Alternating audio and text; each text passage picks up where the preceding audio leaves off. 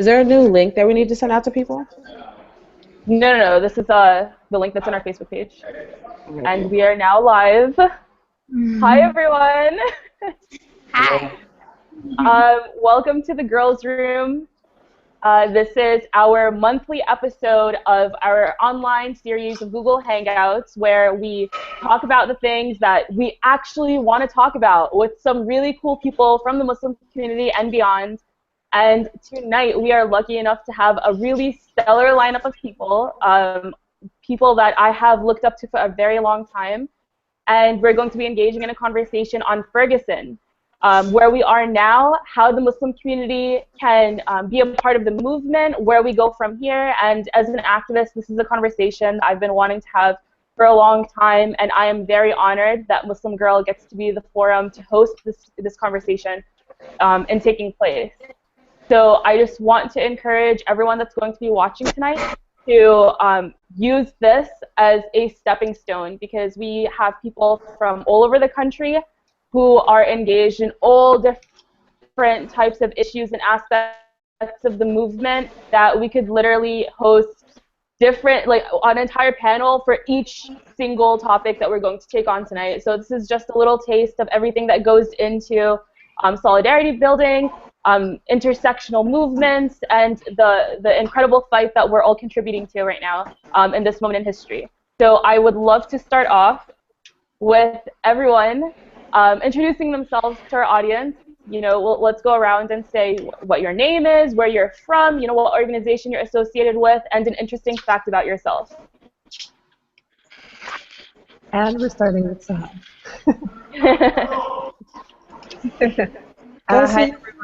Hi everyone. My name is Suhad Khatib. I'm Palestinian American. I grew up in Jordan.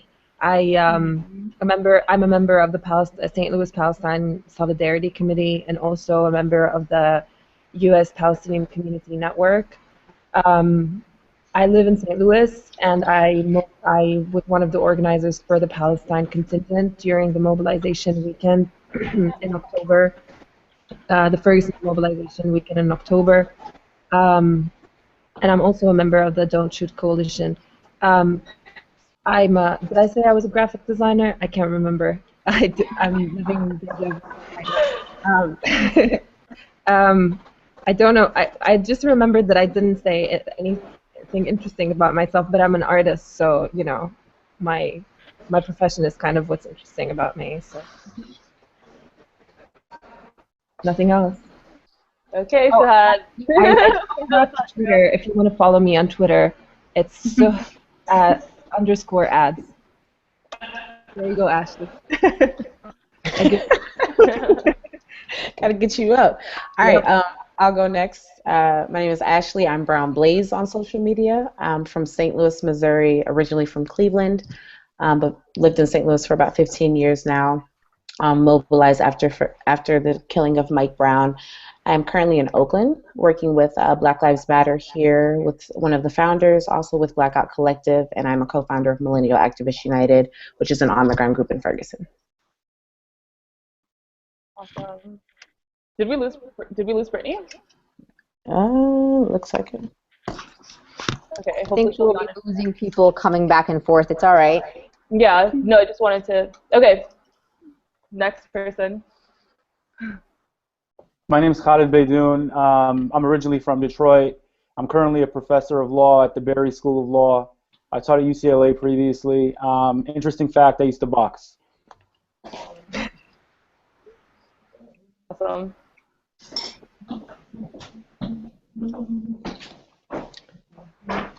Dude.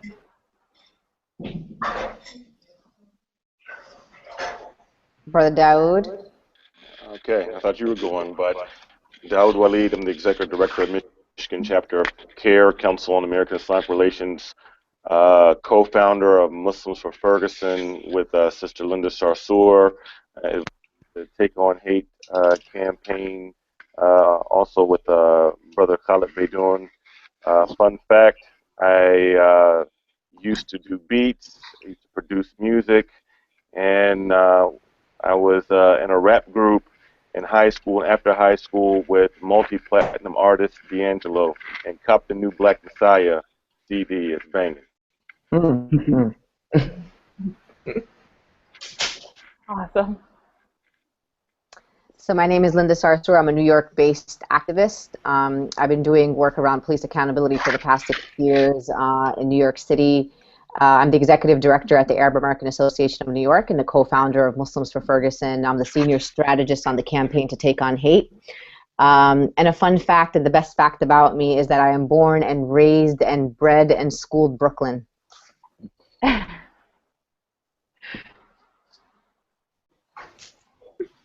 Nice.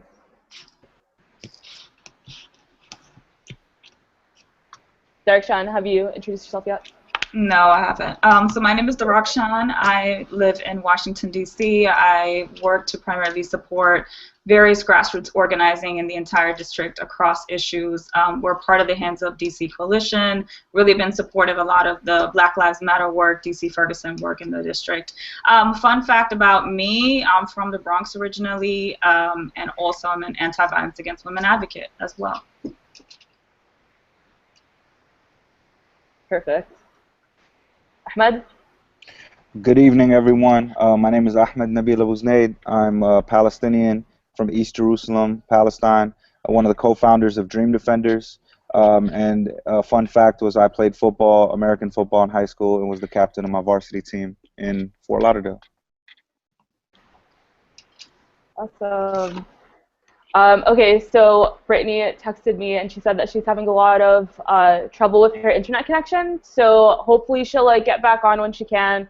But I really want to kick off this discussion with talking to Ashley about what's going on with Ferguson organizing right now. Ashley has been on the ground, and it would be great to get a sense of how people have been working together, where we are right now with what's happening. And if you can delve into that a little bit. Yeah, sure. Right now, Ferguson seems to be in the transitional phase. People are, moving out of constant active resistance and having police terrorism enacted upon us day to day, and really moving into building power within our own communities and organizing in our communities around, firstly, healing, right? And then secondly, how to build power and advocate for justice as well. So OBS, the Organization for Black Struggle down there, is spearheading a People's Assembly to really get the community together, to build power within each other, but also to politicize people, because a lot of people were radicalized by this moment, but there hasn't been a lot of political knowledge that has been gained. So we're kind of having to go back and do some of that work, and part of that is with the People's Assembly. People are also still, staging direct actions, coordinating with each other. There's a lot of organizations that popped up after August 9th that are still in existence doing the work, and they're all coordinating together, trying to support each other in direct actions, but also in any other actions they may have. So people are going to court, winning injunctions against the United Command or the St. Louis PD department. That's part of the, as part of the strategy. And also people are, such as myself, traveling around the nation and really making the connections and using the resources of other people to learn and bring that back to Ferguson so we can really strengthen our organizational base there. Excellent.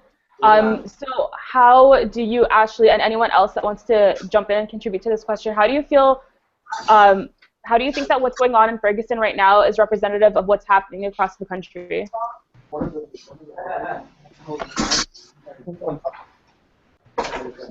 Anyone? Go for it, Ashley. Cool. I think Ferguson, once again, there is something about the fact that, and I can't remember who said it earlier when we were having technical difficulties, but I think they were spot on when they stated that these, such as myself, were ordinary citizens. These weren't people who were professional activists or advocates. These were people who have been moving and organizing circles for years. A lot of folks weren't even members of organizations that were doing work. These were just everyday citizens that stood up and said this was an injustice and it's wrong. So the energy behind that, just that pure fire of standing up for something, without knowing exactly how you're going to get to your intended result, or how what even justice looks like, but just knowing that something is wrong and you need to make that stand.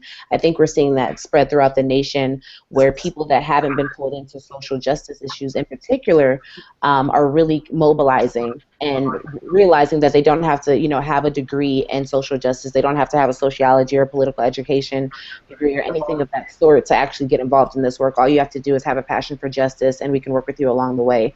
And I think that's something different that we're seeing, where people aren't necessarily at a heightened political level of knowledge, right? But they have the heart for it, and that's really what's necessary in this work.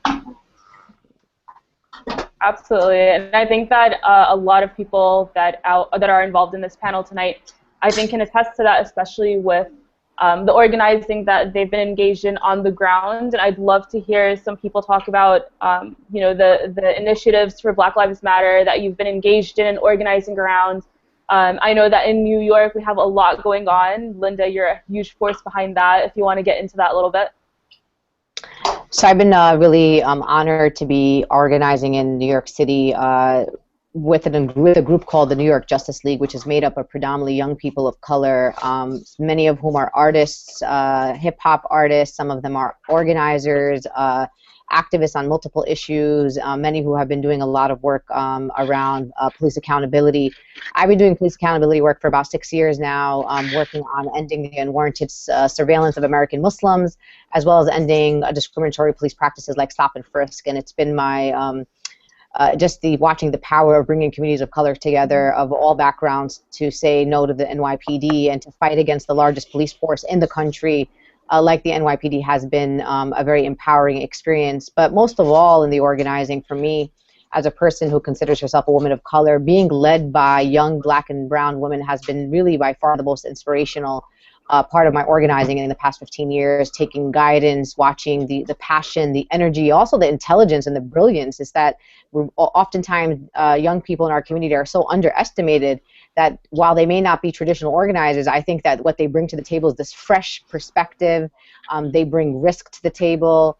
It's kind of no holds barred. They don't care, no loyalty to the to elected officials. Like, there's just so much energy there that I've found to be contagious, and I'm really excited to work with folks like the New York Justice League, the Communities United for Police Reform, and of course on the national level with Black Lives Matter and Alicia and Opal and Patrice, and watching people like Brown Blaze, Ashley and D-Ray and Netta. I mean, I've been just getting into Dream Defenders. It's just been one of the most beautiful times of my organizing life. I was going to say, definitely to play off of that, Linda, I think that's really important, that people don't adhere to the norm in this movement, right? There's really people that are actively going against the status quo, and I think it's important that we have those young people who aren't really necessarily ingrained in the system, right? Because those are the visionaries. Like, those are the people who are able to conceptualize something completely outside of what we're operating in, and we know what we're operating in doesn't work. So I think that's really a fresh perspective that's brought to the movement, where you have these young people that are radicalized but not necessarily politicized, right? But they have that ability to really just think entirely outside of the box, because the box doesn't even exist to them in the first place. And I think that's awesome. Yeah, if I can add on as well, and I've seen here in Detroit as well as some other cities, is that I'm really glad to see that there's non-Black allies that have been involved in standing in solidarity in the Black Lives Matter and movement, which kicked off really in Ferguson and continued as far as the tragedy with Eric Gardner. And, what I've also seen is a lot of care and compassion, that's been going on in the movement, that, you have people who are getting involved in actions for the first time.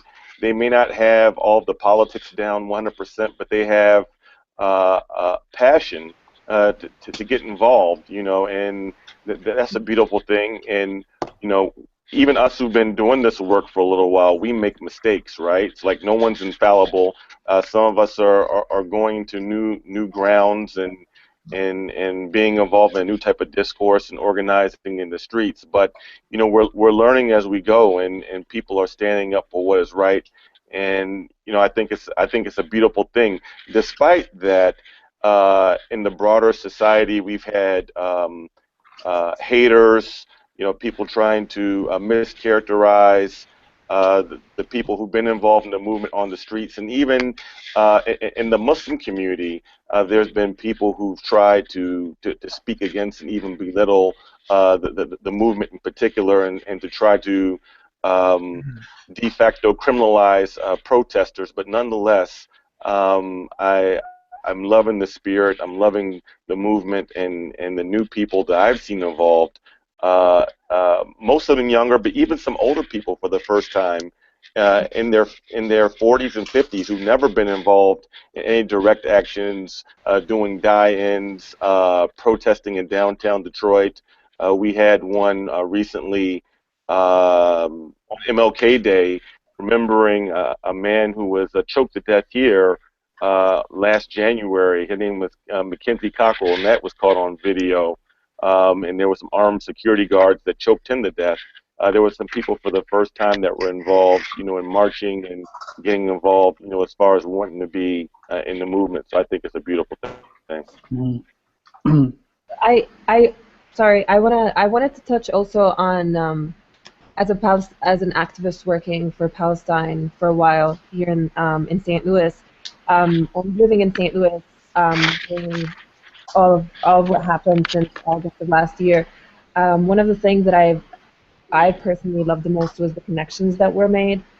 In 2013, we were working on a boycott, divestment, and sanction campaign against Veolia in St. Louis, and the Organization for Black Struggle stood by us, and they were members of the coalition. And because, there were like a lot of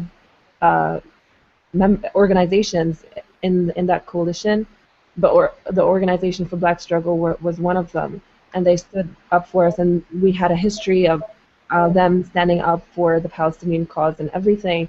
But what happened after the mobilization and after that was the connection also not just between organization but between the people themselves. I can't tell you how many times I was stopped after demonstrations in Ferguson by black youth in Ferguson, asking me if I was Palestinian. When I say yes, they would just hug me just because I'm Palestinian, and they would say, "We see you, we hear you, we feel you." So those connections were absolutely, priceless, basically. And also the conversation that all of these connections build, because, when you're working on social justice, the community is very small, and sometimes it gets lonely because the struggle is very difficult, and you're fighting on so many levels. So our community, at least here in St. Louis, I know it is, not just in St. Louis, because my community now is national, and everybody, it's like we're all there for each other now, and we all understand what we're going through, and that's priceless. Absolutely. Okay, so I think that there's, even in just the past 5 minutes, we touched upon a lot of really important points, and there's something that Brother Dawood brought up about the Black community within the Muslim community and the delicacy of that situation, and how Blacks are being treated even within the Muslim community itself, that I want to get back to. I know Khalid has done a lot of work in that area. But while we're on the discussion of Palestine, I think that it's really important to bring it up right at the beginning, since it's going to be a very common theme throughout the entire conversation.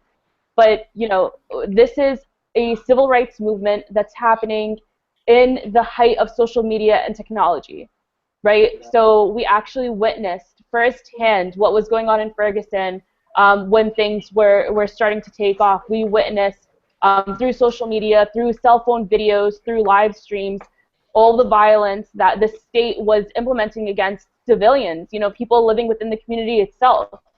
And because we were able to have access to these direct images straight from the ground, the people in Palestine who were actually living under a military occupation, they saw it with their own eyes too. And we started seeing during the summer Palestinians living under the occupation start connecting with organizers on the ground in Ferguson and actually giving them tips about how to deal with occupiers, how to deal with state-sponsored violence. And that was something that was kind of historic, right? So we saw that there are Palestinians giving tips about how to deal with tear gas and things of that sort. And we have Ahmed joining us, who's actually from Dream Defenders, and they've been doing a lot of work on the ground in Florida during the Trayvon Martin case. And he just got back from Palestine, where we saw a Black Lives Matter contingent go there on the ground to kind of build on those similarities and to understand better how much they're intertwined. So Ahmed, I would love to hear more about your trip and what you guys learned while you were there. Sure, thank you.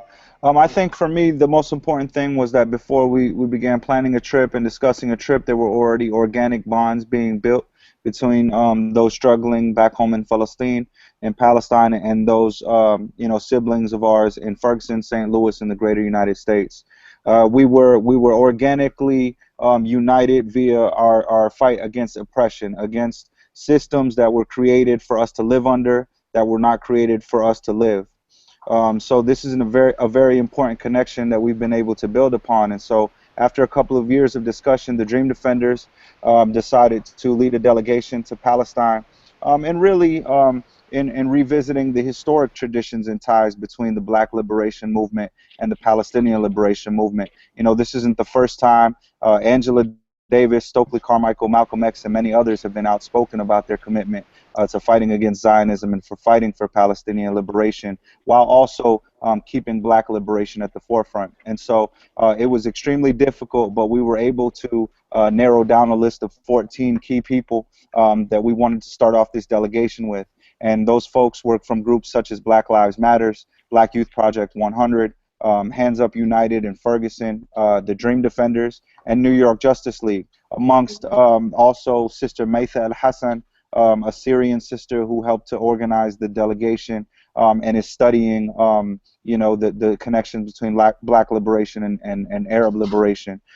We also had Mark Lamont Hill, who's a prominent journalist and outspoken advocate not only on Palestine, but on issues predominantly for people of color here in the United States. We felt like it was time. It was a moment that we could not pass up. These bonds are being built and strengthened, and I think this will be the first delegation of many to come. It was historic, and we'll continue upon that historic tradition and keep building until we win.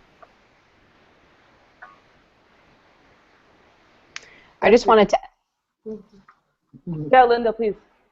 I just wanted to take it back a little bit because I think it's like, for me, there's like different levels and then different things happen to inspire different things. But for me, the telling of our own stories and the stories of revolution started for me in the Arab Spring, right? So we started with the Arab Spring, and we were able to feel like we were right there in Tahrir Square in Egypt, right? We were like in the middle of it all, and we felt like we followed it. We were like with the activists, with the live streaming.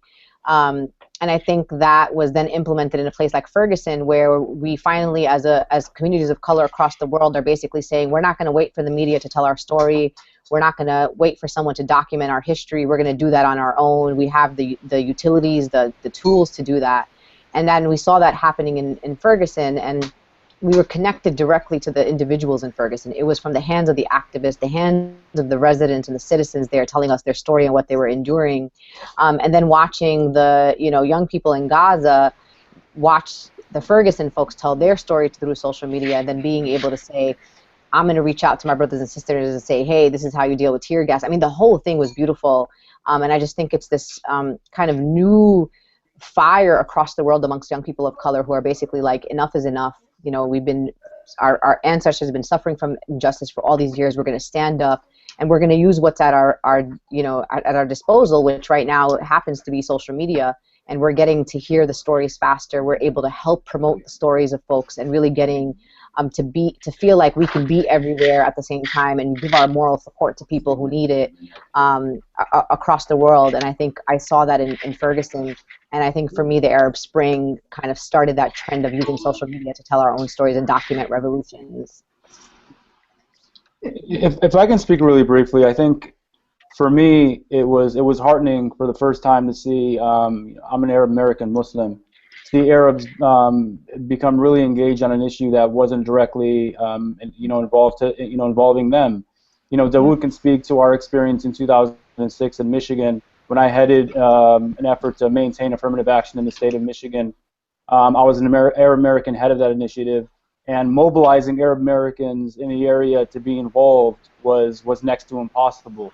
This is 2006. We held workshops, we held organizing efforts, getting Arab American leadership and even grassroots elements to be involved in the effort to uphold affirmative action was next to impossible. And that was also the case back in 2001 when we fought to topple Proposition 209 in California, which eradicated affirmative action in 2001. So this was the first time, it was the first moment, from my perspective, that Arab Americans and Muslims, with the exception of black Muslims, obviously, were involved in an issue that didn't directly involve them en masse. And that was really heartening because it didn't happen before then. Mm-hmm. Yeah. If I may add something, for me personally, one of the most inspirational things about what I see right now is this absolute rejection of respectability politics. And so many of the youth that I heard who were out there protesting completely were clear that the issue is white supremacy. Sorry. That the issue was white supremacy, that the problem was structural, that it was not just an individual problem, that it wasn't about how much education does someone have, how do they measure up in society as being respectable or not, but actually this very beautiful framing of Black Lives Matter that goes to the heart of this dehumanization, this structural problem that's been happening. And the fact that youth as young as 15, 16, 17 were out in the streets saying that, to me that's like incredibly already, that's such a journey that they've already captured. And so to me, this rejection of respectability politics, which is absolutely radical in many ways for what I heard, I think is one of the most inspirational things of what I've been seeing out on the streets. Absolutely. I think that what Khalid contributed to the discussion is really important, and it goes along with this rejection of respectability politics that I think we've seen a lot within the young activists, and even especially so within the Muslim community, but there's definitely been some pushback from non-Black Muslims in regards to getting involved and really seeing how this is a shared struggle and why it needs our hands to be on it as well. So I think that if you can get to delve more into that and why that's a problem, and even your own personal experiences in activism, Dawood, especially as a Black Muslim, I think it would be really important to talk about that. Well, see, I'm in Metro Detroit, and I live like 10 minutes away from Dearborn, and if anyone knows anything about southeastern Michigan, it's always been considered the most segregated metropolitan area in America. Like we're considered to have what's called hyper-segregation, where we have invisible walls that segregate communities. So have we had a few younger Arab American activists who've been involved in the Black Lives Matter movement? Yes. But also, if you would have seen what was going on when Ferguson first jumped off, and comments on social media in particular, but some things I heard in person from people who I knew, from community leaders who were completely dismissing what was going on in Ferguson, and people who were even getting offended by comparisons between or connections that we were making between Palestine and Ferguson. It was quite unnerving. A large part of it goes to these invisible walls here, but also like there's a historical situation here, and Khalid can talk about that much more in depth, especially since he lived here and he teaches critical race theory. But at the end of the day, a large part of our Levantine Arab community here wants to get back to the days of September 10th, 2001. They consider themselves socially white. They want their white card back, and they have internalized a lot of the negative imagery about Black folks, where many people in the Muslim community unfortunately got into blaming the victims, or comments of like, well, if only the people behave better, then the police wouldn't have to do that to them. So that is something that we're working on here. I'm, as I mentioned before, I'm part of the Take on Hate coalition here. We've had through that coalition and some other endeavors, we've had some tough discussions here locally and between Blacks and Arab Americans, as well as Blacks and South Asians in the Muslim community, regarding race relations inside the Muslim community itself in particular. So this is an ongoing project. this internalized oppression and how people crave whiteness or be accepted by whiteness.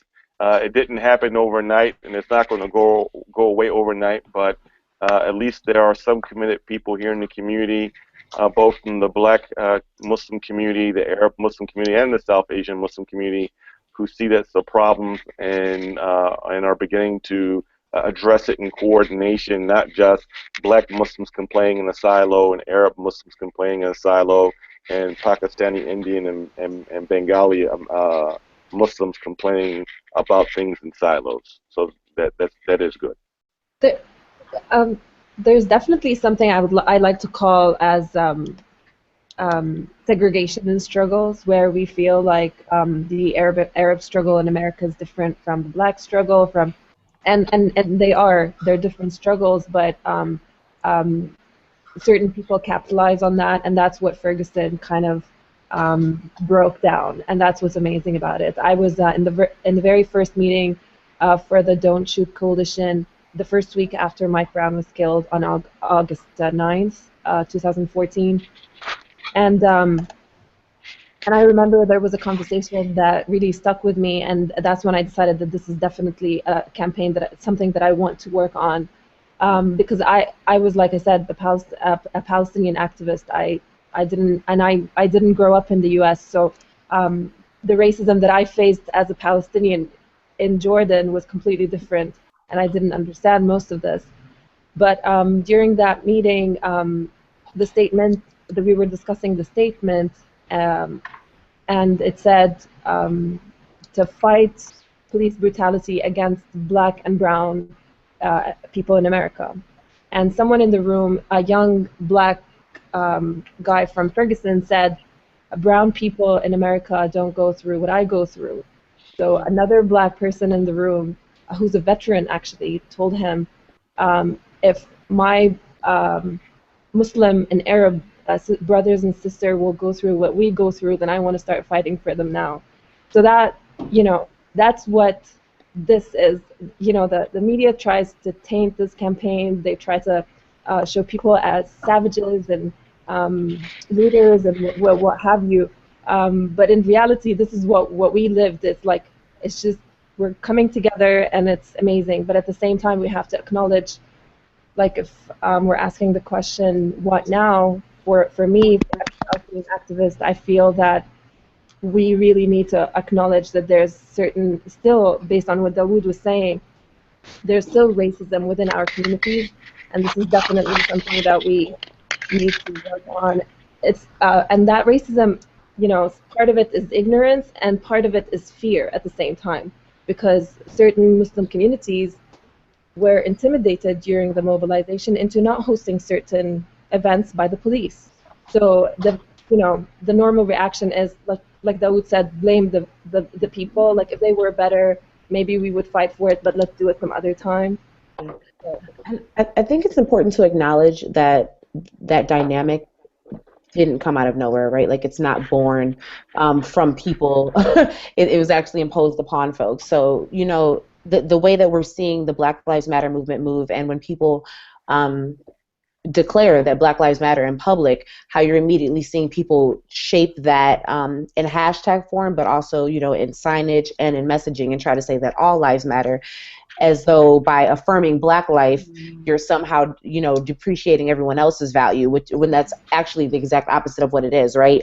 And then on the flip side, how you've seen, if people align themselves and say, I actually identify with the struggle in Palestine, right? And let's not even call it a struggle. I actually identify with the very real terror that's happening in Palestine, that immediately, if you align yourself with that, you're called anti-Semitic, right? So those are very real framing tactics that have been used to separate people so that we don't identify with each other's struggles. That's purposeful, and I need people to, really realize that. Word.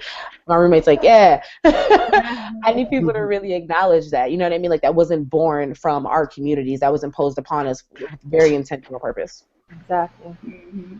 Absolutely. Definitely. So since we're kind of, whirling around this right now, this is a question that I sincerely have had for a while, and I think that it's something that is a challenge for a lot of activists. and that is, we're getting into all these different similarities between things that we experience and a shared struggle. How are we able to empower and have the solidarity building between our different movements and struggles without co-opting each other? I think for me that's been a really something that I've been trying to be very cognizant of, and working with the New York Justice League, and really giving a lot of my platforms. As many people know, I get a lot of platforms on different major news stations, and making sure that those are the people who are speaking on behalf of the movement, and only feeling like I can speak on behalf of the movement depending on what my role is in the movement. So whether it be as a faith person and doing this because I feel like I'm doing this because my faith tells me to do it, as an ally, or speaking as an ally, or speaking as part of maybe a particular event that we're doing, but really feeling like mentoring and not using the excuse, well, there's not that many that can speak to the media, or there's not that many that can do this, and really using this as an opportunity to provide whatever skills and training and political advice and strategic planning that I can to the movement. But it's hard sometimes, and there's times where on both sides, and I think specifically from Black communities to ally communities like myself, we got to be checked sometimes, and I think it's okay for our colleagues, our friends. Many of the folks that I work with are not my colleagues. They're actually my friends, people who I know their families. And I'm always like, look, if I get out of line, you all need to check me. And I think that that's this kind of movement that I'm in right now. It's a very honest movement, a real movement. People share their emotions and their feelings. And I think that for the first time ever, we're having real conversations that I've never had in other movements. But I think it is a struggle. It's a struggle for me personally to always kind of reflect on what I'm doing, what I'm saying, who I'm speaking about, and if I'm saying on behalf of what, am I checking in, am I consulting? So it's an ongoing everyday struggle, and just kind of putting this call out there that as sisters and brothers, that when we see each other going out of line, that we should be able to check each other, and this should be okay, and people shouldn't take it personally. I think Linda put it pretty well. I just might add that, our role as non-Black allies in this struggle is to amplify this movement to our own communities. And so, our value is in helping other Arab, helping other Muslim, helping other South Asians understand that why Black Lives Matter, like why it has to be a hashtag. For those Palestinians that say, well, Palestinian lives matter too, we should have a hashtag. We understand that Palestinian lives matter, and we believe that 100%, but that's not the moment right now. The moment right now is helping in solidarity to push this message of Black Lives Matter, because we know that in the paradigm, in the system that we live in the United States of America, our Black brothers and sisters, our Black siblings, our brown siblings have felt things that we have not felt in this country. So it's also realizing there are similarities in our struggles, but they're also different, and the differences are wide-ranging, and we have to respect our siblings in the Black and brown community by acknowledging the differences. And then also Linda's point is the main point, is continue to uplift Black voices. If there's a speaking engagement in the community where people need to hear about what's happening, it should be a Black voice leading and directing that. We shouldn't be taking up too much space or more than necessary.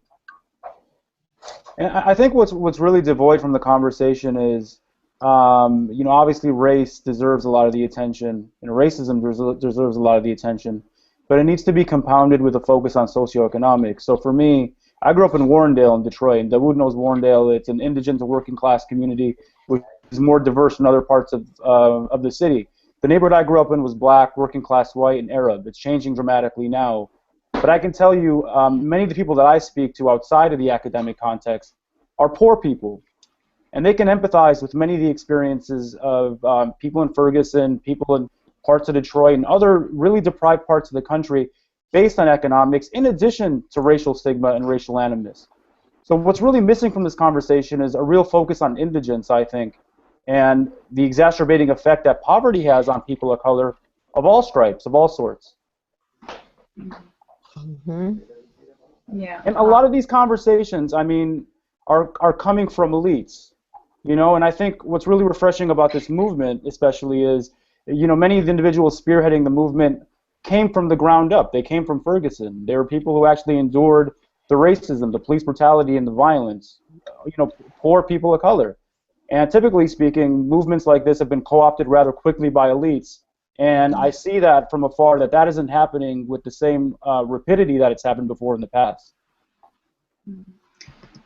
Yeah, I was so while we were working on the Palestine contingent during the mobilization, we were really worried. Like we had this obsession by being the perfect solidarity group. Basically, we want to be there all the time and be in solidarity, but not force our cause over what is at hand. And it's not easy. Everybody knows that. But the thing, and we all make mistakes because we just all make mistakes, and most organizations are made up of more than one person, and you can't be accountable for all of them all of the time. But from my experience, it felt like the personal connections that you build throughout the movement is what actually matters, because when something goes wrong, you will be held accountable by the people who care for you. And like I said, community who knows that you mean well.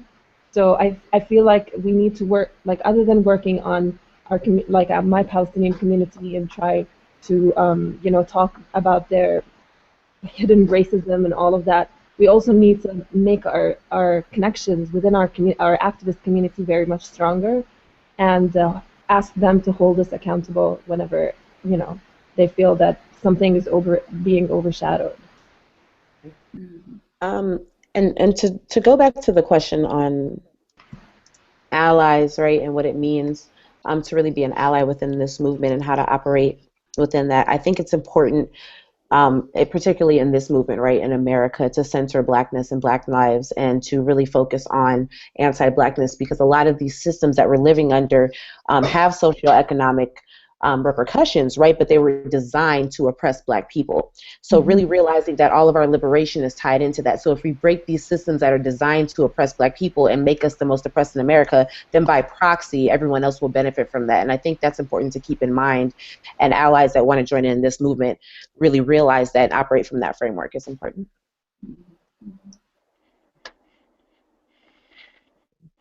So a question that I personally have, and I think that a lot of people could stand to benefit from this, is how can we define what co-opting is? Some people really just don't know and don't realize when they're doing it. For example, when the Eric Garner decision came out, it was around the same time that a Palestinian parliamentarian had gotten choked by an IDF soldier and he passed away. So people were, and that was all like taped on a cell phone video, and people were tweeting it out, spreading it across social media, and they were using the hashtag #ICan'tBreathe, which was used around Eric Garner's case. So do you consider that to be co-opting? And if so, how can we realize when we're doing it? What is the definition of it? How do we, if we want to know how to stay away from it, I guess we need to better understand when we are doing that and crossing into each other's lanes. Well, I like to make a comment because I actually brought this up to some organizers this past summer when there was the assault on Gaza, and I saw, in particular in Chicago, I saw some signs that were being used that I took offense to, and I contacted the organizers. Black suffering was being co-opted in this regard, and for me, it really as a Black man, is that when I see people using certain images or certain symbols and then yet not showing up or being involved in contemporary Black struggle, using those images can be offensive. So one of the images that really set me off, and I felt that Black suffering was being instrumentalized, was when Gaza was being bombed. Some people had pictures of Black bodies swinging from trees being lynched, right? And then next to it, they had a picture of some Israelis who were looking down and like watching Gaza being bombed, like it was like they were at a baseball like gathering or something like that. And those people who were involved in making those, there weren't any Black folks there at the protests, and these were people at the time who really weren't involved in any type of like solidarity with black suffering. So I personally took offense to that, and I let the organizers know, you know, like you're tokenizing black suffering, you know, and you know, and lynching. But where are you at in regards to black suffering today? So that's my personal feelings on the issue. Well, what I have to say about that is that yes, it is co-opting, and what I always ask people is that there's like there isn't we have a huge library and memories of things as Palestinian people. We have so much that we have been through that we can take from and use. So why are we using I can't breathe? Why are we using, why are we co-opting the black struggle? You know, like you don't get hurt by using other people's struggle, basically. So like Dawood said, you know, it's our responsibility to kind of try to divert the conversation whenever it goes in that direction. Most people who do it, especially those images that came out of Palestine, I think that it was just, you know, not really organized or planned, but that's how we always have to like be aware of these things and always be able to like change the conversation and make sure that this doesn't happen. Yeah, these are all really excellent points. And they kind of take me to another area of interest that I think is very fascinating, is what has been the experience of the women on this panel in these organizing movements as women of color? You know, what are some of the challenges that you've been facing?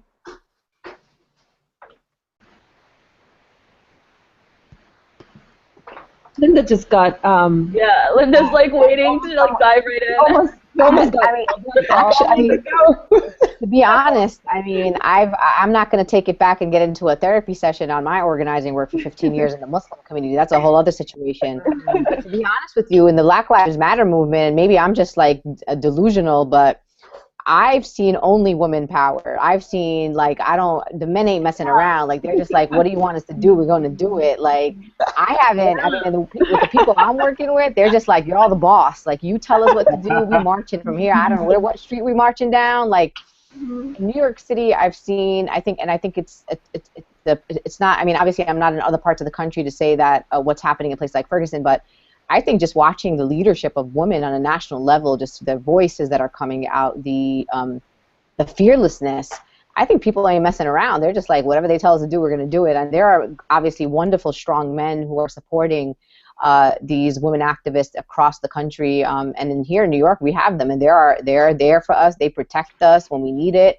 but they're there to work side by side with us, and they're letting us lead. And you know, that hasn't been my experience, and I'm trying to figure out how to, like, you know, I'm just like, is this real? Is like this happening? And unfortunately, I feel like I've really attached myself to doing Black Lives Matter work because I am feeling respected and I am feeling embraced. I am feeling, you know, and unfortunately not, you know, many of them are not Muslim, but not feeling the same way going back in my own community and doing some of the work that I'm doing. And I do get love for my community, no doubt, but there's always that struggle there when it comes to dealing with kind of, you know, patriarchy. That's something so ingrained and embedded in the cultures that we come from.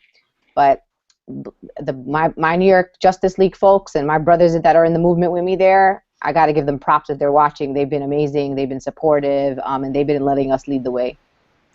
Let me make a comment on that, and this is just a critique of the Muslim community. And you know, I've said for years that the three biggest macro issues that we as a Muslim community have to address within inside of ourselves are racism, misogyny, and sectarianism. And it's really a shame that someone of the caliber of Sister Linda, who's done organizing in New York City around stop and frisk in a big way, has mobilized thousands of people in the Muslim community to be involved in actions, to be you know, marching in terms of what took place in Ferguson, to be in the die-in and literally be spit on. She's in this justice coalition. and she's getting all of these. She's getting all this support from allies and from men in the broader community, including in the and primarily amongst African American men. Yet in her community, she's not getting the same love and even substance from people inside the Muslim community. This is a real issue in terms of this misogyny and frankly, just straight up hating, where people are, I don't know if it's egos or what, but want to hate and try to pull people down, like Sister Linda, who literally like put her safety on the line in this movement, along with other sisters, and they're being systematically slighted and disrespected, and this is something that is really it's a spiritual crisis for us as a community. It's not even a political or intellectual thing first. It's really a spiritual crisis and a disease of the hearts and psyches that we really have to address in a systematic way. To key into something that Linda said, as far as the experience being different in this particular movement, right? I think that keys back to, and I can't remember who said it, but when we were talking about respectability politics earlier, and the framing that this movement has really taken, and what we mean when we say Black Lives Matter, right? And that the fact that we mean all Black Lives Matter, and that has been really intentional, and that people have really harped on that and made sure that when we're out there and we're saying that, the people are really aware of what that means, right? So when we say Black Lives Matter, we mean women, we mean men, we mean trans folks, we mean queer folks, we mean young, old, rich, poor, all Black Lives Matter, right? And by taking that framing, by taking that approach and making that really clear, I think it kind of carves out the path for some of that oppression, some of that patriarchy to really be highlighted and stand out and get called out and put to the forefront when it does happen, right? So it doesn't allow it to occur within the shadows and to allow the women to be pushed in the back, because no, women are part of this movement as well, and we're a large part of this movement. So when we say all Black Lives Matter and you look up and there's no women, then that's a problem. I think the framing of this and really that call that all Black Lives Matter has been really important towards that culture of inclusiveness in this movement. Yeah, I would add on to that. I think it depends, again, your experience, but what sometimes I think has been hurtful for me to watch is where you have women, Black and brown women, leading this movement, but when it comes to Black and brown women being the targets of particularly gender-based violence, there isn't the same type of solidarity. And so, for example, some of the movements I've seen where some of the brothers who are there who even admire the women will turn around and say something in their own lives where they'll be like, when it comes to sexual violence, for example, they'll turn around and say, we believe in the very system that's also targeting everybody else. So now all of a sudden, due process works.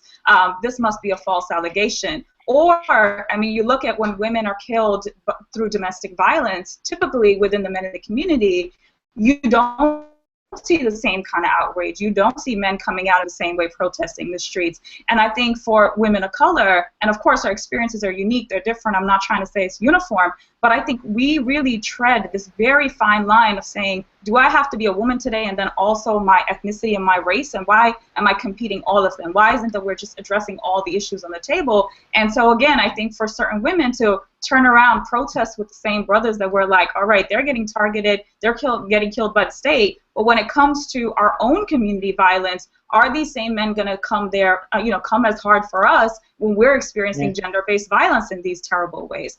And I think that's something that, here I hear from women organizers who are like, I just need a space for myself and us because patriarchy is for real. And so, all of the ways, and so again, yes, there's changes, there's definitely a lot of Black women leadership out there, but I think women have always been involved in revolutions. But again, when it comes to our lives, when it comes to issues of gender-based violence, I think misogyny is a deep problem, even within men in the movement.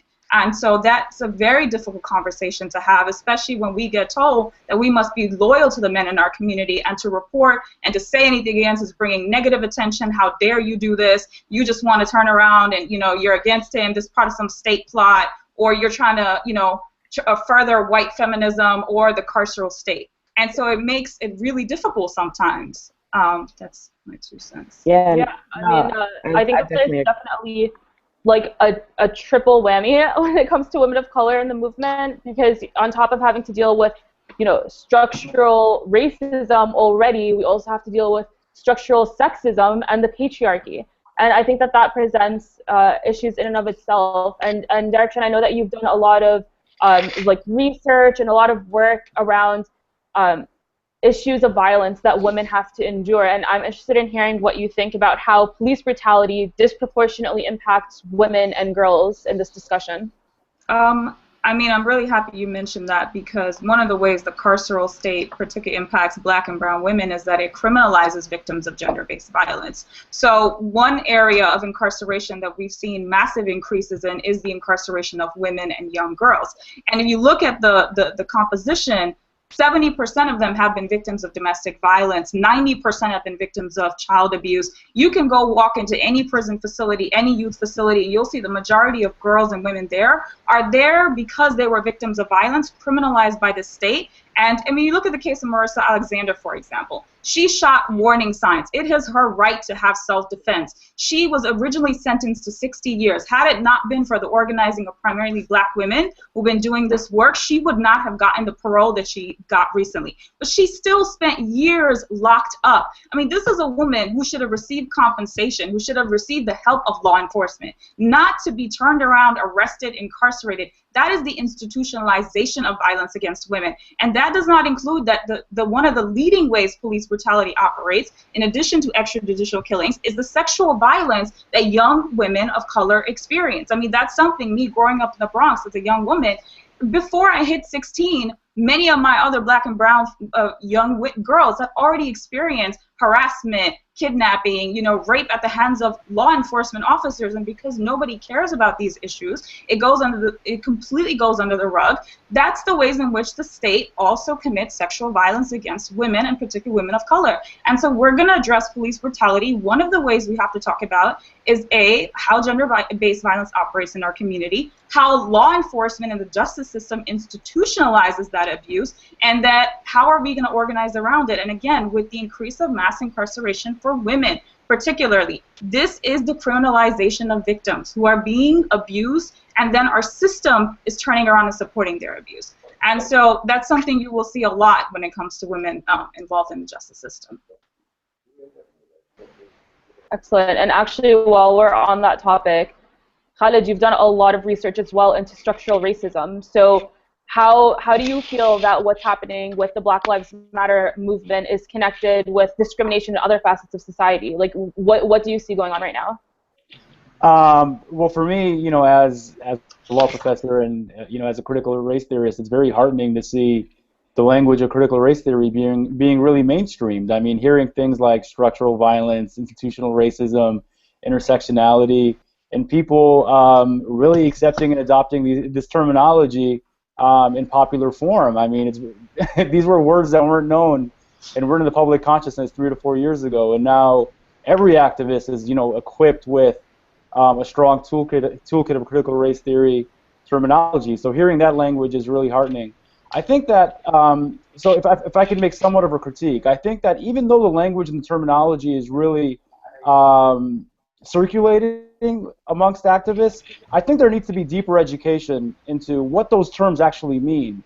And in addition to what they actually mean, second, how to launch interventions that can bring about reform, right?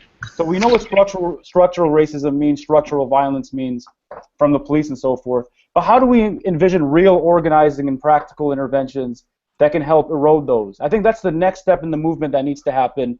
And especially with regard to coalition building, we talk a lot about coalition building.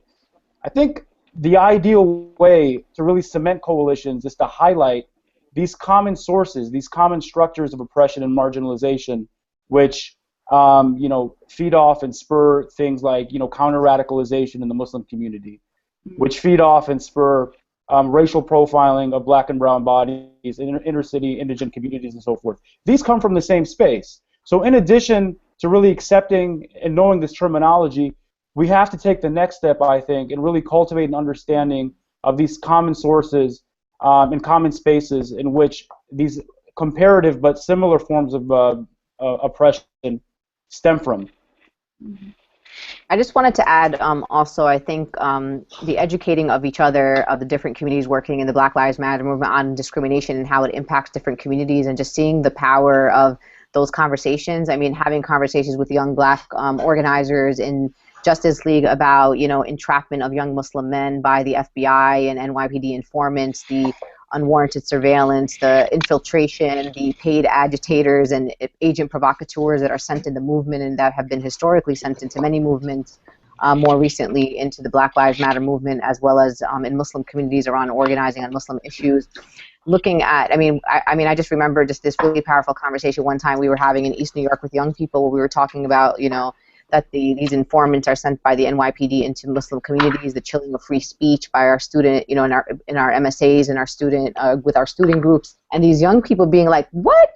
That's messed up. Like that ain't right. Like why, and then getting into these kind of conversations, because I think it's really important telling young people the stories of young, Brooklyn College student Fahad Hashmi, a young man who spent 4 years in pretrial solitary confinement. And people hearing those and thinking to themselves, like, this is really, like, that's injustice, that's crazy, like, and that's happening to young Muslim men.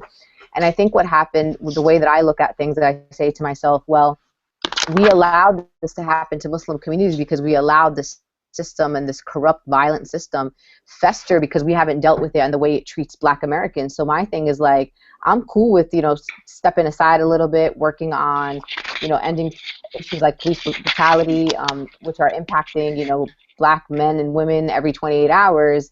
Because if we can get stuff straight there, I think we can get a lot of things straight for other communities, including American Muslim communities, Latino communities, Asian communities. I mean, discrimination impacts a broad range of communities, but for decades and maybe really it's been centuries, we've allowed the system to continue to commit acts of state violence against Black communities, and we've sat back and allowed it. And like Brother Dawood said, we, on 9/11, we woke up and found out that American Muslims, obviously non-Black American Muslims, were basically in the same boat as other communities of color. And I think we're going to be that for a really long time. So we either got to get in the movement and start working to fix stuff for our brothers and sisters so we can get our stuff fixed, or we're just going to keep continuing to be impacted by the very systems that have impacted people before us for hundreds of years.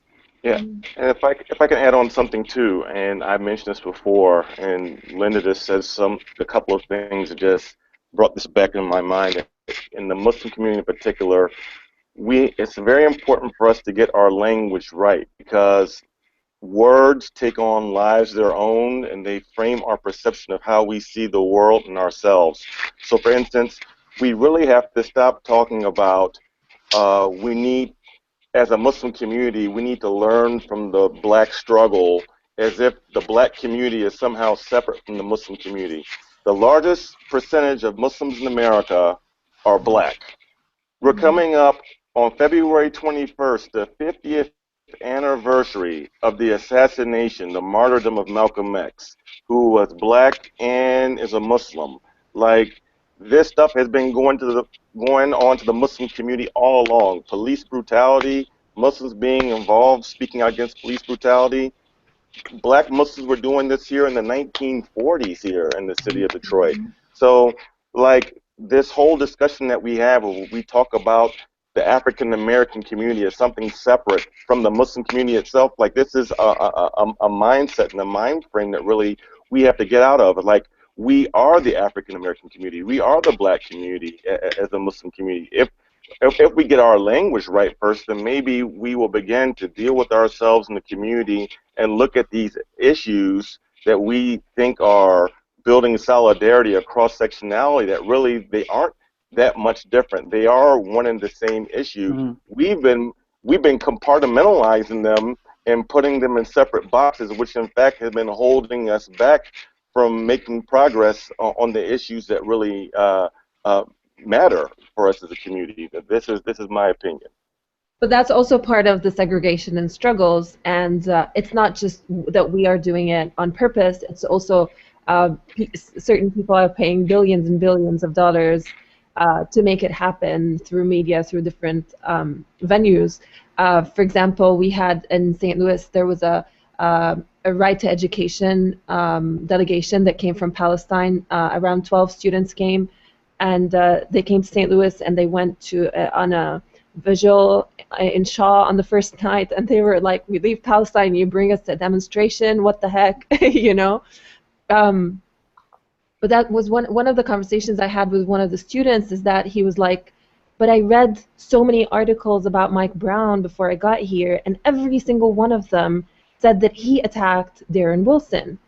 I said, but you are a Palestinian, and every single media outlet portrays you as a savage and as a demographic threat that shouldn't be here, so you should understand. So that's, again, like, those barriers that are being put, that's what was amazing about Ferguson, is that those conversations started, and at the end of their vigil, during that vigil on Shaw, Van der Rohe's mom was there, and she gave each and every single one of them a hug. So, and another thing, I just want to go back before I end my point about the patriarchy.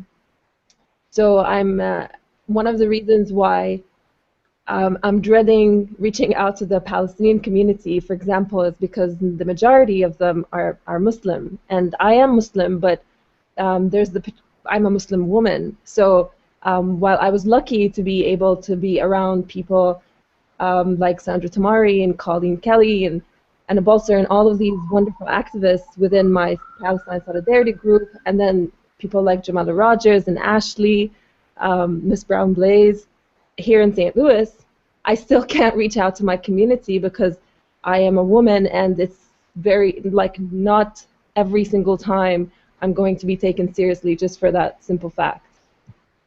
If I can intervene really quickly, and I can't echo Dawood's words and emphasize them more. I mean, I think that the internal racism within the Arab American community, the Arab Muslim community, needs to be acknowledged. And a lot of it is external, a lot of it is media forces, structural forces, and legal forces, but a lot of it is internal, right? There's entrenched and embedded racism within Arab American communities, large and small, rich and poor, throughout the country. And we have to appreciate a couple of things. There's a strong and embedded legal history from where this racism comes from. You have to remember, when Arabs came here as immigrants, until 1952, and actually until 1965, whiteness was a prerequisite for citizenship, right? And the process of claiming whiteness and veering toward whiteness encompasses the veering away from blackness. So to actually acknowledge and demonstrate your whiteness, you have to, in essence, also demonstrate your anti-blackness. And that still occurs today. The analog with that today is obviously Arab Americans find themselves between being nominally and actually functionally of color, but the law still considers us white, right? The census considers us white, and we have considerable Arab communities that want to maintain and latch onto that whiteness. And the way they latch on and manifest that whiteness is by performing and extending and exacerbating their anti-black racism. So a lot of it is external, but I think we can't disclaim and disacknowledge that a lot of it is very internal. No, I definitely love that you went back to that point. And also another point that Dawood brought up moments ago was that also there are issues within the Muslim community itself, spiritually too.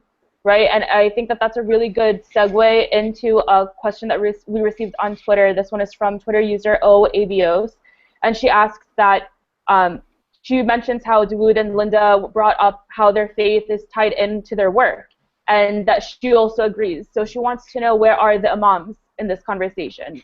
She says, am I missing something?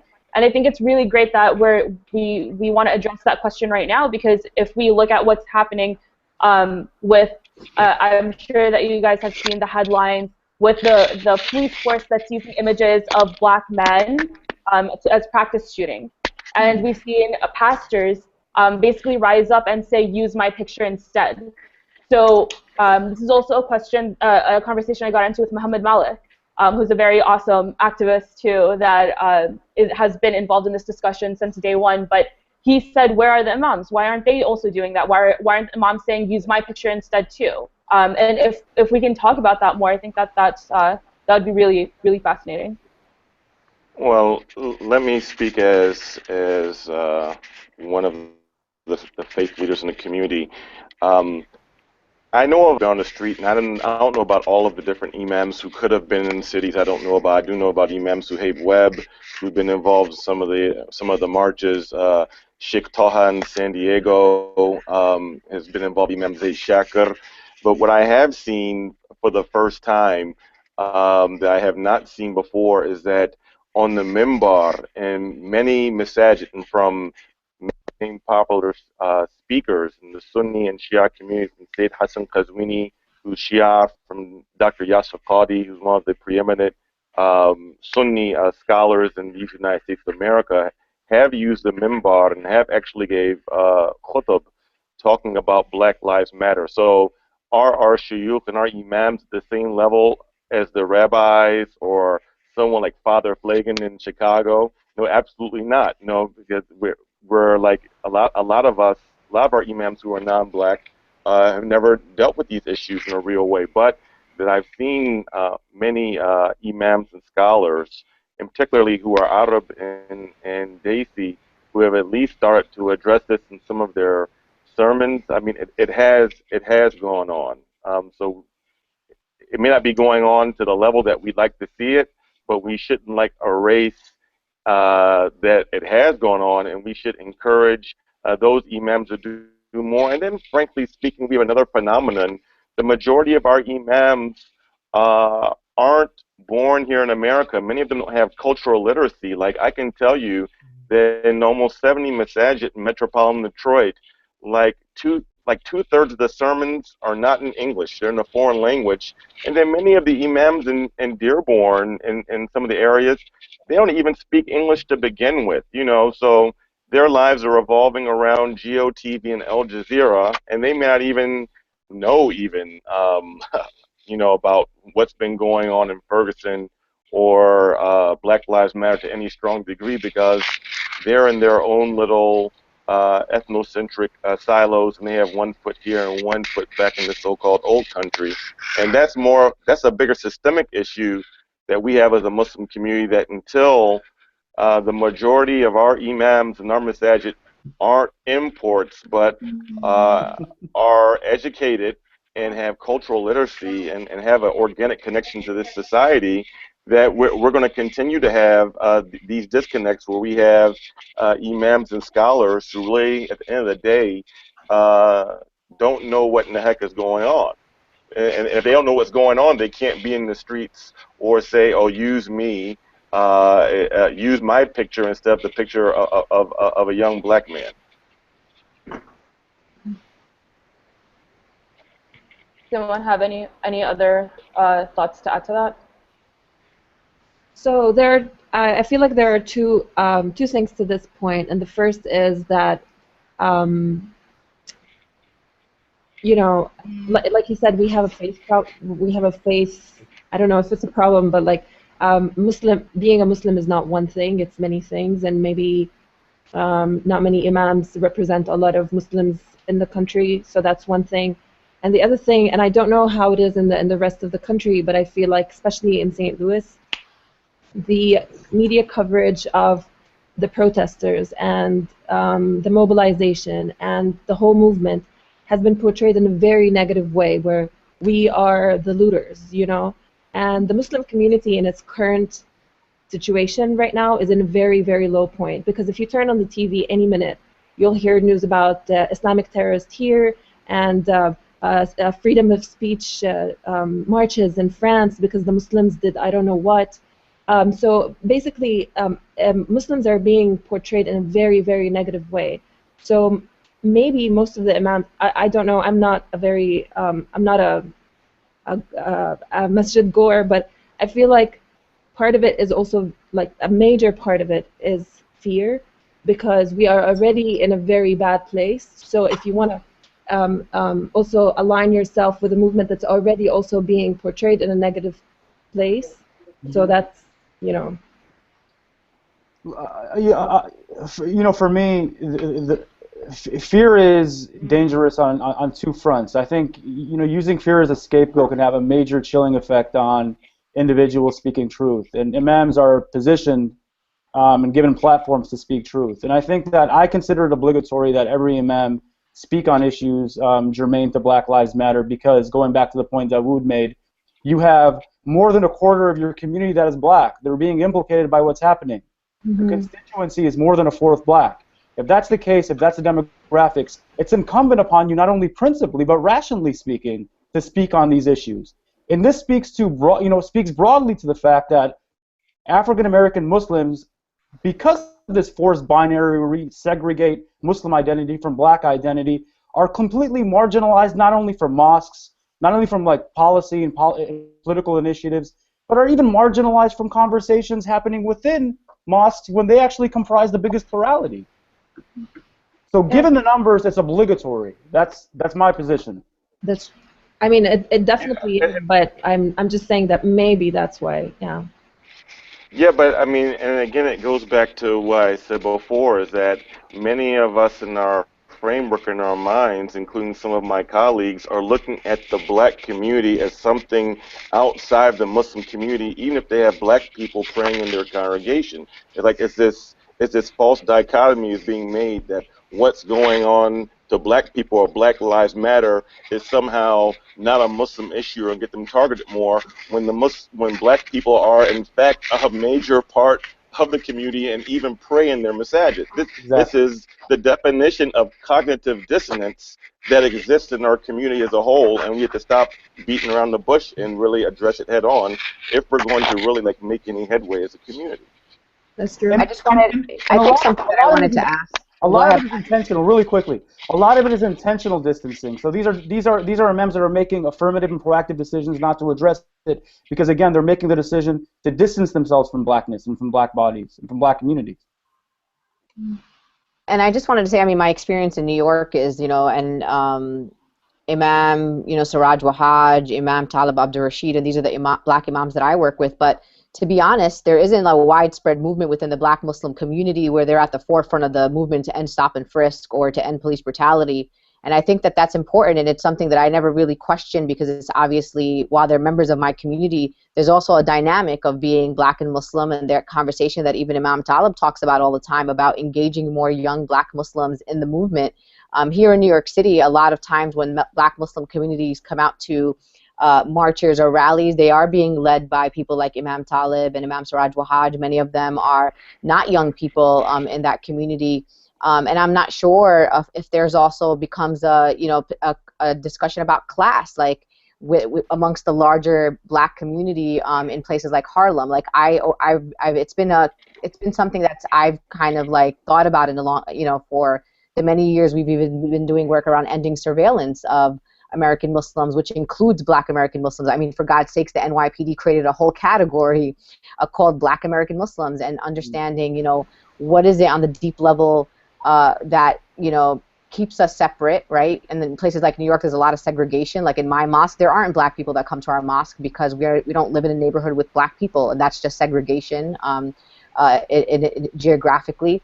Of course, it has to do with racism and internal racism within our community, but also trying to understand within the larger Black American community that includes American Muslims, why aren't more American Muslims in the grassroots community? There are many black activists that are out there talking about this issue, and I saw in Philly they just did the recent Make It Plain rally, but that was a big deal for us because we hadn't seen that organized in that way, branded as something that's been done by the Black American Muslim community. So there's a lot of interesting things that we need. Not only do we have community work, but even within our own communities, within the Arab community, within the South Asian community, within the Black American Muslim community, there's a lot of internal discussions that we need to have amongst our own groups to understand the dynamics that are happening out in the larger community. That's true. Yeah, no, I definitely agree. I mean, I agree with Khalid especially that I think it's obligatory for us to be talking about these types of topics within masjids, and even just for me as a young Muslim, and also someone touched upon this in our mentions as well, is that, we have this national discussion going on, right? All this controversy, all these headlines happening around the black struggle. And then you walk into a masjid on a Jummah, and then the imam's like talking about some, like a topic like marriage or something like completely generic and irrelevant. And it's just like, where is the topic really, when can we really address those issues within our community? And we have Twitter user Dustin Cron, who actually brought up a really good point in regards to imams. He said that the issue of imam involvement, while important, also has to do with capacity. And you have to realize that there are some prophets that are multi-million-dollar And what it really comes down to is that we need to fund the organizing infrastructure within the Muslim American community so that we're able to engage better. And Absolutely. I want to go from there and transition into another question. Let me also mention one point Okay. really quickly too, and this is relating to imams, and we've seen this with the national fiasco and tragedy that's taking place here in Dearborn with Sayyid Hassan Kazvini in the Islamic Center of America, that in many cases, imams are treated just like any old regular employee, like hardly better than a janitor, and it's actually the board of directors that dictates or try to tell the imam what he can or can't talk about. So in many mosques, and I've gone to some mosques, they say, oh, keep it spiritual, don't talk about politics. And if an imam tries to talk about something political on the minbar, he's facing firing, which he's barely getting paid to begin with. He maybe doesn't even have health care, right? So it's like, but even it could be for some practical reasons that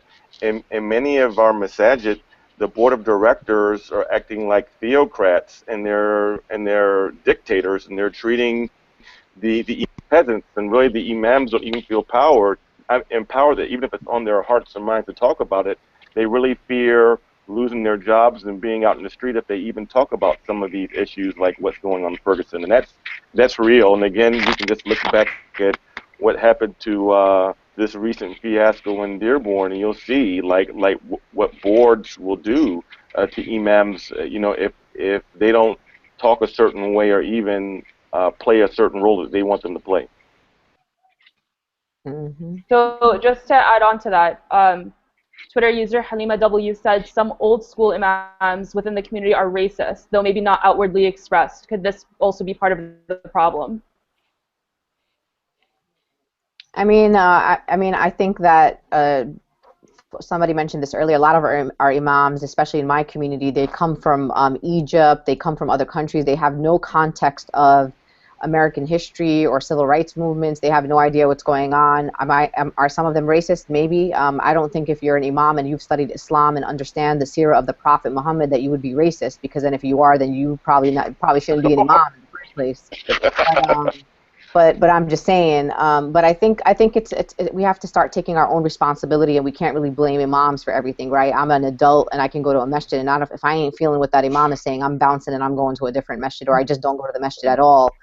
So I think that we can't blame, cult leaders or religious leaders. Like if we're adults, we can make our own choices.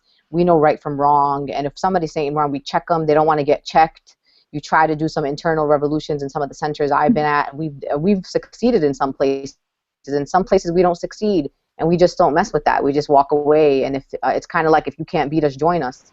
And I think that there's too much emphasis on like this imam and that imam said this. Well, you don't like that. There's misogynists, there's patriarchs, but there's also really good imams and real trailblazers in our community. And there's a lot of homegrown imams that I respect, and I see a new generation of Muslim leaders who I want to follow, both of whom are men and women. But I think we shouldn't be blaming the leaders. If we don't like a leader, then you just don't follow them and just leave them to walk by themselves, basically, if that's what we have to do. Definitely. I kind of want to also use this as an opportunity to touch upon another important question that was brought up by Twitter user Faryal Muhammad. She says, what should the role of Muslim organizations like CARE, MPAC, ISNA, what should their role be in the issues regarding the movement? I'll start. I will say this about our community, and I'm just maybe I'm a hopeless optimist, or maybe I just see the good in people, or I see progress in places where people don't see it. I've seen a lot of progress, and I think Ferguson has ignited a new wave of progress in the Muslim community. ISNA, ICNA, MPAC, CARE, statements, putting out action alerts, being supportive. There hasn't been really one national Muslim organization that was like, nah, chill, we ain't touching that Mike Brown thing. Like, they've been really stepping up, and in the past they have. Some organizations got to fall back. MPAC, to name one specifically, stepped up on a lot of domestic. What do you got to say? Some of them are confused about where their priorities lay. But I do see progress, and I think it has to do with a lot of the young people that are starting to be more involved in their organization. And I think the way that I've learned to work with organizations, like for example with the Ferguson thing, I'm the one that called up Mustafa Abdullah in St. Louis and CARE St. Louis and was like, yo, why you homies ain't on the ground? Like, what are you doing? And they were like, yeah, okay, what do we do? Where do we go? And I was like, I don't know, go to the street corner that they're on and just to go see what they're doing. And then I saw that I just took initiative and I called them up and I was like, do it, like go there. And they went there, and Mustafa Abdullah was, for folks that know, he's an American Muslim organizer, and he was the guy who sued he was the guy that like did the lawsuit in his name to get the 5-second rule to be removed in Ferguson, and CARE then took it national. And I think while sometimes we criticize our national organizations on this particular issue, they've stepped up a little bit. Do they have to do more? Do I want them to be more consistent? Absolutely. But the fact that they even took it, I think, for me, demonstrates the power of young people in the Muslim community who are pushing our national organizations on the right track. For me as a Muslim, I want to go back to the I just want to say that imams, for example, don't represent me because first of all, like I don't know any women imams, so until there is, I'll probably follow one of them. But Muslim organizations do, and some organizations did amazing work, like CARE St. Louis and Mustafa Abdullah, the person Linda just mentioned. But there are other organizations who are progressive on everything except for Palestine. So there's just the fear that you have to be, if you want to be progressive, then you have to be progressive on everything, and that's a very important point. All right, Can I? Yeah. Can I just let me just keep it real for a moment right now? Okay, Ezel Ford was a black man killed in Los Angeles in August. Right. Right? Didn't get the national press, didn't get the national attention that Eric Garner got, that Mike Brown got, that Trayvon Martin got, and so forth. Okay, precisely 2 months after Ford was killed, a Muslim organization awarded the LAPD co-police chief with an award. Right. Okay. Oh, you know how to take it there, bro. Yeah. Well, I mean, the thing is, anybody can spew out. That's true. Yeah, no, you Anybody good. can spew out positive and progressive rhetoric and say the right things, right? But once you curve the rhetoric and look at the specific policies, I'm more concerned with policies than rhetoric, to be frank with you. When you award somebody who was advancing that kind of these kinds of policies, and the Ezel Ford killing wasn't an aberration and a deviation. I lived in LA for a long time. I worked with some of these organizers on the ground. And MPAC actually supports policies that intensify the profiling of black and brown people. Work really closely with the LAPD. Okay, so when we're talking about Muslim organizations that need to fall back, let's set the rhetoric aside and look at their policies. Some of these organizations need to not address these matters at all, and that's one of them that has to. Yes. Yep, that one. Yes. I mean, I know the great thing about being an academic is I don't got to be a PC all the time. Okay, so I mean, Linda was saying that it's kind of like we're seeing this new generation rise up, right? So a lot of her hope, she mentioned, is coming from the fact that we have all these new faces out there, these young hopefuls going out onto the streets and taking things into their own hands. So if some of the national organizations that we have available to us are making us feel more disenfranchised, then does it come down to these young grassroots organizations we see popping up, like the Dream Defenders? Is it on their shoulders now to take us into the future? Is that where change is going to come from? I will say what I'm seeing, and maybe this is just me, but I'm seeing young people. I mean, you don't always have to create new things. I think the Dream Defenders, there wasn't really something like the Dream Defenders in a place like Florida. They were much needed, and they became an example across the country around Trayvon Martin. But there's also creating new things and new platforms, but there's also taking what we already have and making it work for our community. You know, an organization might have been different 20 years ago, but they have to change course if they want to be relevant. And I think that we need, as communities, to keep our people accountable to us. But before we end this, I want to say, back to young people and the creativity and the passion, the fearlessness. I wanted to announce that, and we'll be putting out more details, and there's a Facebook page called M2J, M the number 2J, that's on Facebook right now, but we're going to be doing a march and working with folks nationally, including in the Black Lives Matter movement, Ferguson Action, and other faith groups and labor organizations to do a march to justice from New York City to Washington, D.C. Yes, you heard me right. We're going to march from New York City to Washington, D.C., stopping in key cities along the route and doing small rallies and kind of creating a bigger contingent as we go to Washington, D.C., and then end on the first day back of the legislative session, which will be back up on the 20th, and we'll end with a Capitol Day and kind of bringing the movement to the powers that be, because having a movement is one thing, and creating that passion and that energy and being on the streets every day and shutting it down is great, but unless we are able to change the policies and the very system that oppresses our people, and unless we bring the movement to the very people who have the power to do that, I think we're going to just keep shutting it down, and I think eventually our people will get tired. So more folks will get details about that, but you can check out some brief details that we have up on M2J, which is a Facebook page that's currently there. April 13th, take off from work and meet us in New York City. I'd just like to jump in and add that I appreciate the shout out for Dream Defenders, but we're most definitely not the vision going forward. The vision going forward is for every single member of every single community across the U.S. to feel empowered and emboldened and become their own dream defender.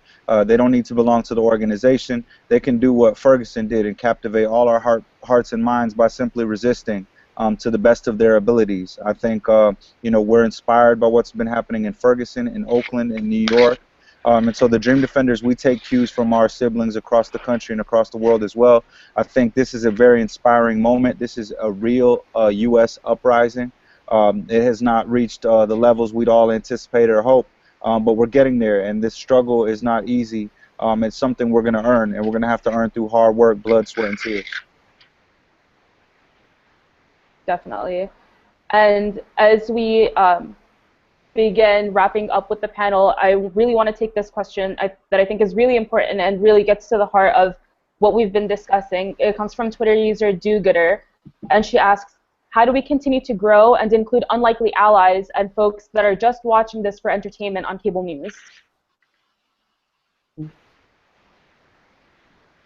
Oh, you're going to always have some of those. Don't. I say don't. I mean, if why waste your energy there? I mean. No, I mean, I would say this. I mean, as an organizer and now an educator, I think it's incumbent upon us to try to spread consciousness. You don't know you can mobilize, right? Not everybody is born an activist. You can spur and make somebody an activist just by educating them and exposing them to what's happening. So continue to spread the message to the ears that you otherwise wouldn't think would support you. Does anyone else have anything that they'd like to add? Just don't go on Hannity or Megyn Kelly on Fox News. I was on Megyn Kelly a couple weeks ago.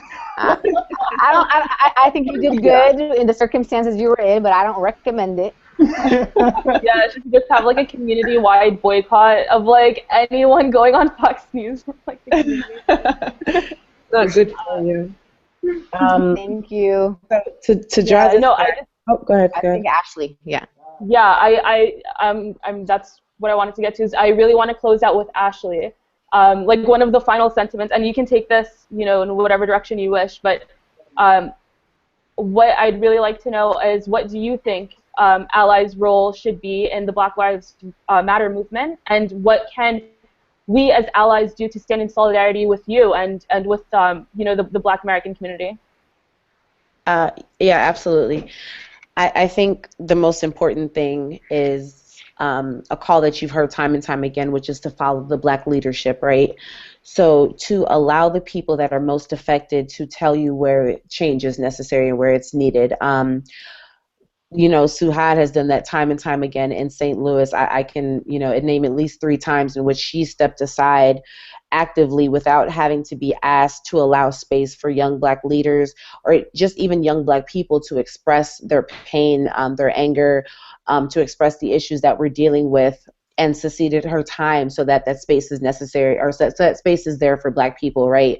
So doing that on larger scales, also following the Black leadership, and really keeping in mind that you know, Black liberation in America is tied into everyone else's liberation. So if Black people get free, then like once again by proxy, everyone else is free in America. We'll put it that way, right? And then to take it to a transnational viewpoint, realizing that, you know, and I'll speak to Palestine again, realizing that the weapons that are shipped over to Israel, right, are then used against Palestinians and also against American citizens. So if they're organizing globally to oppress us, we need to organize globally to break that oppression. So realizing that though our struggles may not be similar, we don't need to create dichotomies. We don't need to have oppression Olympics in which we compare our struggles, but to realize that we are all oppressed by not only the same systems, but at the same time, the same people and the same companies, right?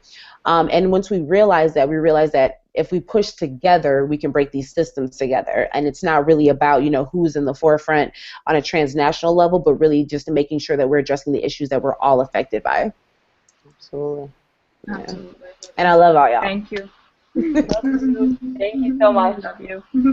Okay, well, that is the perfect note to end this on. I really want to sincerely, like from the bottom of my heart, thank everyone that joined in on this discussion. Our speakers, you're all brilliant, and we're so lucky to have you.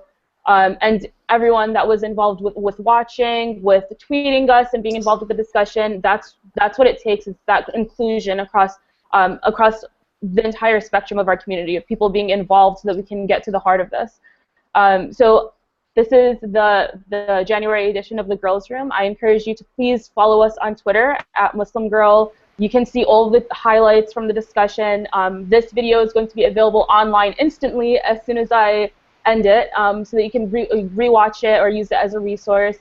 And also make sure to subscribe to our email list at muslimgirl.net/subscribe so that you can hear about the next The Girls Room episode when it happens. So thank you all again. I really appreciate this, and I think I speak on behalf of all of us when I say that we really did learn a lot from this really fruitful discussion. So thank you. Thank Thanks, you. everyone. Love you all. Thank you. Bye. Bye-bye. Salam. Peace. Salam.